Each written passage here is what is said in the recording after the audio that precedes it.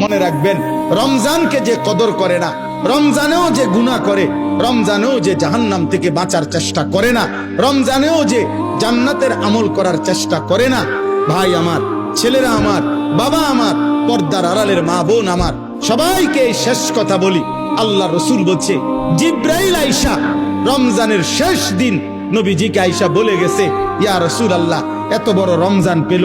ইফতার, সাহারি, তারাবি, এতেকাফ, শবে কদর, প্রতি ঘন্টা মিনিটে এত মাফ নেওয়ার সুযোগ থাকার পরেও যেই নাফরমান জাহান্নাম থেকে বাঁচার চেষ্টা করে নাই, গুনাহ থেকে আল্লাহর কাছে মাফ নেয় নাই, জান্নাতের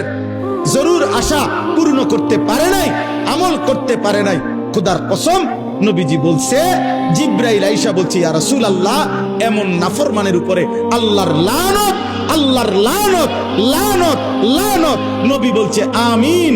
আমিন। মানে নবী বলছে, হ জিব্রাইল, আমিও বললাম আল্লাহ, এমন লানত আপনি কবুল করেন এই নাফরমান উম্মতের উপরে, আমি নবীরও লানত, যা তোর রূপে খোদার লানত পড়ুক।